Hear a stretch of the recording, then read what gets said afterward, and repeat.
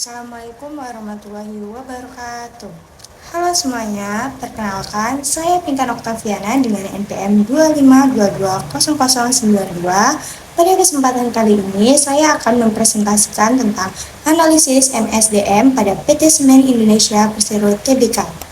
Di sini ada profil perusahaan. PT Semen Indonesia Persero Tbk atau SIK adalah perusahaan BUMN yang bergerak di industri bahan bangunan seperti semen, beton, dan agregat. Perusahaan ini berdiri sejak tahun 1957 menjadi holding yang menaungi berbagai anak perusahaan di Indonesia dan Vietnam.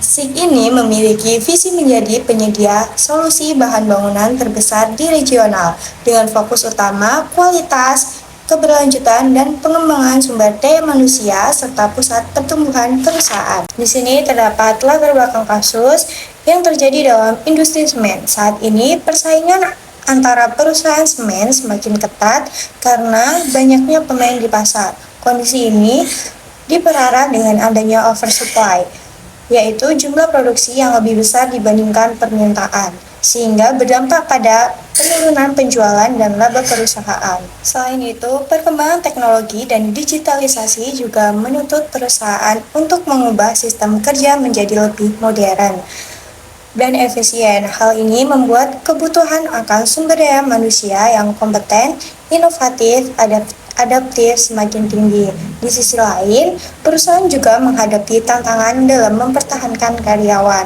retensi, serta meningkatkan motivasi kerja mereka. Apalagi sekarang terdapat karakteristik antara generasi karyawan seperti senior dengan milenial atau Gen Z yang memiliki cara kerja dan harapan yang berbeda. Nah, semua faktor ini menjadi alasan penting mengapa pengelolaan SDM harus dilakukan secara lebih strategis agar perusahaan tetap bisa bersaing. Nah, di sini ada analisis teori MSDM. Yang pertama itu ada retensi karyawan. Dari sisi retensi karyawan, perusahaan seperti Semen Indonesia sudah menetapkan SDM sebagai pusat pengembangan. Artinya, perusahaan cukup sering dalam mempertahankan karyawan. Hal ini mampu meningkatkan komitmen karyawan terhadap perusahaan. Selain itu, perusahaan juga mulai menciptakan lingkungan kerja yang lebih inklusif, misalnya dengan memberi ruang lebih besar bagi perempuan di posisi manajemen sehingga talenta bisa lebih dipertahankan. Namun, tetap ada potensi masalah, misalnya ketidakpuasan terhadap kompetensi atau peluang karir, adanya gap antara karyawan lama dengan generasi baru, serta resiko tingginya turnover terutama pada talenta muda. Dari sisi motivasi kerja, analisis ini menggunakan teori Maslow dan Herzberg, di mana motivasi karyawan dipengaruhi oleh kebutuhan, kepuasan kerja, serta faktor lingkungan kerja. Di perusahaan, motivasi terbukti berpengaruh besar terhadap kinerja dan komitmen karyawan. Nah, faktor utama yang mempengaruhi motivasi diantaranya adalah pengembangan karir, kepuasan kerja, dan lingkungan kerja. Namun, motivasi bisa menurun jika ada penghargaan yang jelas, beban kerja terlalu tinggi, atau kurangnya pengakuan terhadap karyawan. Nah, di sini ada teori menurut Friedrich Herzberg, ada dua faktor yang mempengaruhi kepuasan kerja karyawan. Yang pertama adalah Heigen factor seperti gaji dan kondisi kerja. Faktor ini tidak secara langsung meningkatkan motivasi, tapi penting untuk mencegah ketidakpuasan karyawan. Nah, di sini juga ada motivator faktor seperti penghargaan dan prestasi. Faktor ini benar-benar bisa meningkatkan kepuasan dan mendorong karyawan untuk bekerja lebih baik. Selanjutnya, ada teori human capital, yaitu menjelaskan bahwa karyawan itu merupakan aset utama perusahaan. Artinya, perusahaan harus berinvestasi pada pengembangan karyawan, karena kualitas SDM sangat menentukan keberhasilan perusahaan.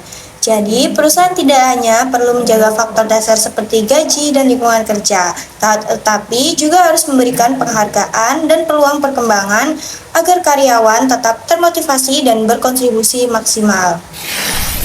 Nah, pada bagian ini kita akan membahas solusi logis dan aplikatif mengatasi permasalahan SDM. Pertama, Dari sisi retensi karyawan, perusahaan perlu menyusun jalur karir yang jelas dan transparan agar karyawan memiliki arah perkembangan yang pasti. Selain itu, perusahaan juga harus memberikan kompensasi dan benefit yang kompetitif sesuai dengan kinerja, sehingga karyawan merasa dihargai. Program talenta manajemen juga penting untuk mempertahankan karyawan yang berpotensi tinggi agar tidak mudah berpindah ke perusahaan lain.